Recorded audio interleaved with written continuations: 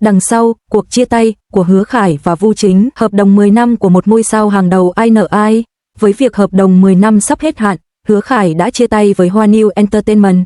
Từ sự nổi tiếng như vũ bão với câu chuyện Cung Nhan Si, đến việc bỏ lỡ Niềm Vui Cuộc Sống 2, cuộc đấu tranh quyền lực giữa ngôi sao hàng đầu và công ty của anh ta được thúc đẩy bởi việc chia sẻ doanh thu 30%, những hạn chế về nguồn lực và áp lực của hợp đồng 5 năm, 3 phim ăn khách liên tiếp, với việc Bạch Lộc gia hạn hợp đồng và Wang Xingyue tiếp quản các nguồn lực cấp S. Cuộc chia tay này không còn chỉ là một trò chơi giữa hai người nữa. Vào ngày 10 tháng 5, các tài khoản giải trí đồng loạt tiết lộ rằng hợp đồng 10 năm của Hứa Khải với Hoa New Entertainment đã hết hạn và cả hai bên quyết định không gia hạn. Các chủ đề thịnh hành nhanh chóng bùng nổ, trước khi cư dân mạng kịp phân vân nên đứng về phía nào. Tin tức gây chấn động hơn nữa đã xuất hiện. Vu Chính đã nói riêng rằng bất cứ ai dám lợi dụng Hứa Khải sẽ phải trả giá đắt, dẫn đến việc hủy bỏ 3 bộ phim mà anh ta đã ký hợp đồng.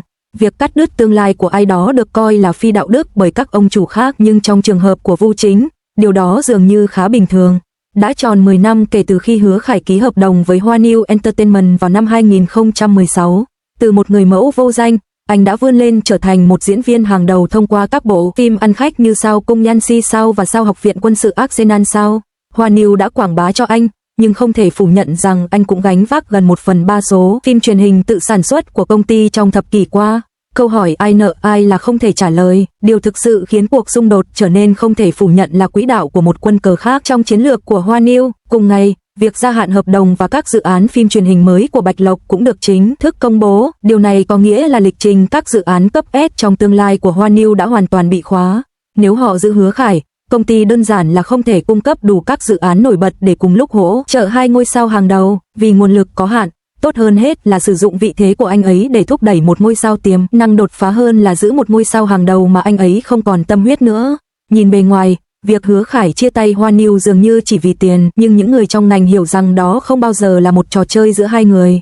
Mâu thuẫn trong các điều khoản, cuộc giằng co giữa chia sẻ doanh thu và các điều khoản dựa trên hiệu quả. Mô hình chia sẻ doanh thu của Hứa Khải với Hoa New Entertainment là 30% cho nghệ sĩ cộng 70% cho công ty, trong đó công ty được ưu tiên lựa chọn các hợp đồng quảng cáo và nhận 50% hoa hồng. Mô hình hoa hồng cao này đã trở nên có vấn đề sau khi nghệ sĩ trở nên nổi tiếng. Trong 5 năm qua, Hứa Khải đã đóng góp 35% đến 40% doanh thu hàng năm của công ty, nhưng những yêu cầu cá nhân về quyền tự chủ thu nhập của anh lại mâu thuẫn trực tiếp với lợi ích của công ty. Ví dụ, năm 2024, Hứa Khải tạo ra doanh thu 380 triệu nhân dân tệ, nhưng thu nhập cá nhân của anh chỉ là 114 triệu nhân dân tệ, nghĩa là anh chỉ được giữ 30 nhân dân tệ trên mỗi 100 nhân dân tệ kiếm được. Một điều khoản hạn chế nguồn lực, thậm chí còn nghiêm trọng hơn đã xuất hiện. Các nghệ sĩ phải ưu tiên đóng vai chính trong các bộ phim truyền hình do công ty tự sản xuất, và việc tuyển chọn diễn viên yêu cầu chữ ký xác nhận của Vu Chính.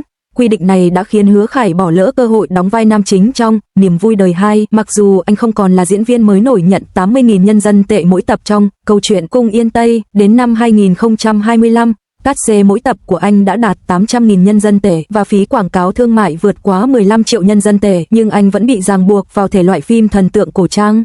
Hợp đồng còn ẩn chứa một điều khoản ràng buộc ngầm hơn. Nếu nghệ sĩ nhận vai diễn ngoài luồng, công ty sẽ thu hồi tài khoản mạng xã hội của anh và cấm anh đóng phim truyền hình cổ trang. Trong 5 năm, mô hình hợp tác hút máu này đã buộc anh phải cân nhắc việc chấm dứt hợp đồng. Quan trọng hơn, đó là áp lực từ thỏa thuận dựa trên hiệu quả công việc.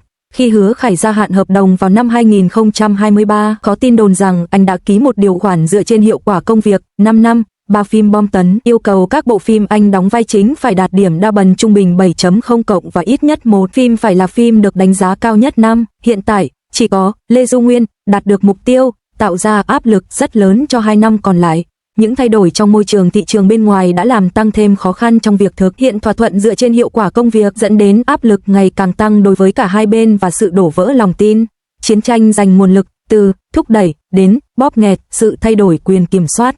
Logic kiểm soát nguồn lực của Hoa New Entertainment luôn mang tính thực dụng, sử dụng phim truyền hình để quảng bá cho những gương mặt mới, luân chuyển và bồi dưỡng họ. Nghệ sĩ đến rồi đi, nhưng nền tảng của công ty vẫn không thay đổi. Từ He Sung Min những năm đầu sự nghiệp đến Chen Xiao, rồi đến Hứa Khải, người nổi tiếng vài năm trước, trọng tâm nguồn lực hiện đang dần chuyển sang Wang Xingyue.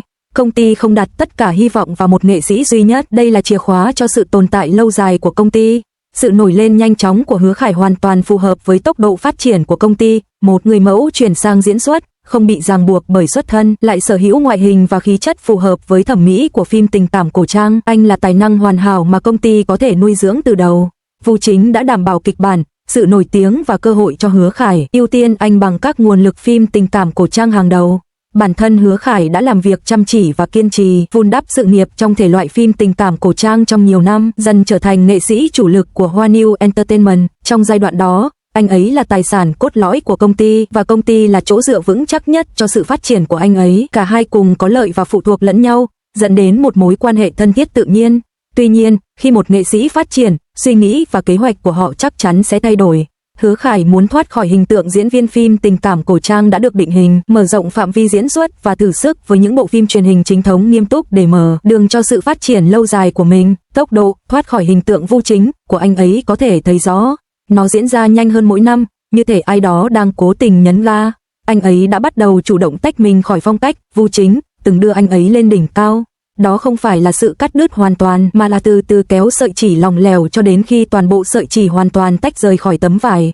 800 mét trong 1 mét vuông, một bộ phim truyền hình lãng mạn đầy kịch tính được sản xuất với sự hợp tác của một ekip bên ngoài, bắt đầu quay phim vào tháng 12 năm 2024 và kết thúc vào tháng 2 năm 2025. Việc phát sóng bộ phim này giống như một bài kiểm tra sức chịu đựng đối với sự nghiệp diễn xuất và hình ảnh công chúng của Hứa Khải. Các nhà đầu tư, các nền tảng và khán giả tất cả đều đang dõi theo loạt phim ngắn 20 tập này, cố gắng tìm ra câu trả lời, liệu dư luận tiêu cực về Hứa Khải đã thực sự qua đi? Liệu anh ấy có thể tạo nên một sự trở lại thành công với 800 mét trong 1 mét vuông?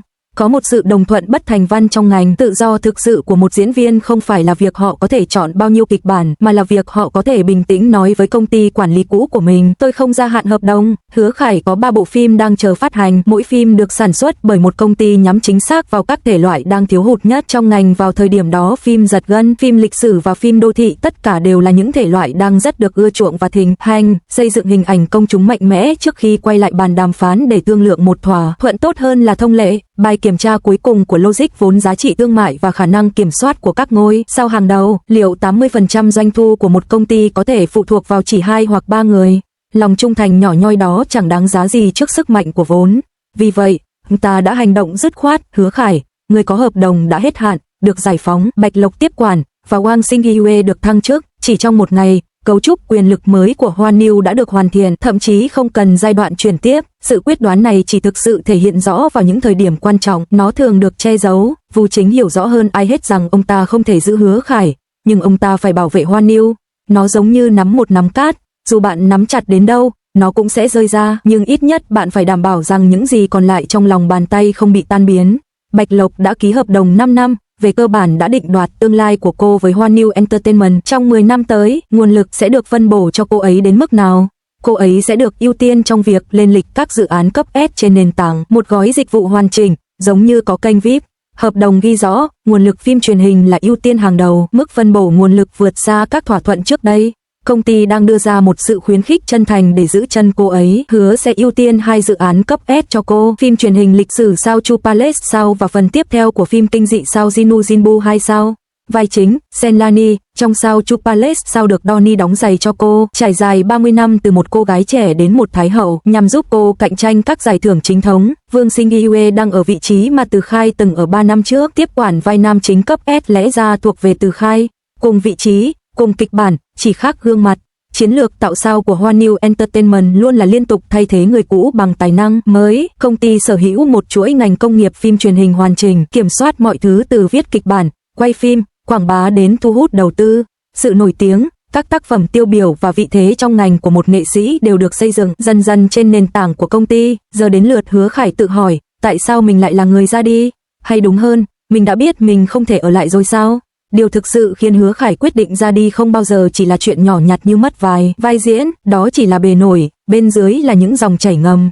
Hậu quả của trò chơi và những câu hỏi trong ngành, việc chấm dứt hợp đồng của Hứa Khải là sự bùng nổ không thể tránh khỏi của nhiều xung đột tài chính và hợp đồng, bao gồm cơ chế chia sẻ doanh thu không cân bằng, áp từ các hợp đồng dựa trên hiệu suất và tranh giành quyền kiểm soát nguồn lực. Từ giờ trở đi, Hứa Khải sẽ không còn bị giới hạn trong các sản phẩm của Vu Chính nữa. Những vai diễn được thiết kế riêng như vậy đôi khi lại là một sự ràng buộc. Anh ấy có thể đảm nhận những vai diễn rộng hơn và xem mình có thể đi xa đến đâu. Vu Chính không còn cần phải lo lắng ngày đêm về số phận của diễn viên, số 1 của mình nữa, thay vào đó chuyển sang ưu ái những tài năng mới mà ông đã đích thân đào tạo. Wang Xingyue và những người cùng chí hướng đã chờ đợi ở hậu trường một thời gian, Hứa Khải đã từng cản đường họ, nhưng giờ đến lượt họ lên sân khấu. Những chủ đề gây sốt rồi cũng sẽ nguội lạnh, và những lời đồn thổi cũng sẽ phai nhạt. Một khi làn sóng ồn ào này lắng xuống, sẽ chẳng ai nhớ những cuộc tranh cãi gay gắt đến mức nào, họ chỉ nhớ ai là người cuối cùng đứng vững. Điều thực sự quyết định họ có thể đi xa đến đâu không phải là những hiềm khích trong quá khứ, mà là liệu Hứa Khải có thể nhận được những vai diễn tốt sau khi rời Hoa New Entertainment hay không, và liệu Wang Xingyue, sau khi được đẩy lên vị trí trung thành, có thể gánh vác một tác phẩm hạng A với vai nam chính hay không. Khán giả rất tinh ý, chỉ có sự nổi tiếng nhất thời sẽ không kéo dài mãi. Cuối cùng, người xem sẽ không quan tâm ai đúng ai sai, mà là liệu vở kịch chia tay này có thể kết thúc một cách êm đẹp hay không. Sự êm đẹp đôi khi quý giá hơn bất cứ điều gì khác. Hứa Khải không phải người đầu tiên ra đi, và anh cũng sẽ không phải người cuối cùng. Trong ngành giải trí, sự đến và đi là chuyện bình thường, các nghệ sĩ hàng đầu hoạt động sâu lâu là điều không thể tránh khỏi, cũng bình thường như sự thay đổi của các mùa. Nếu bạn là một nghệ sĩ, bạn sẽ cân bằng giữa sự phát triển cá nhân và việc điều hành công ty như thế nào? Hãy thoải mái chia sẻ suy nghĩ của bạn.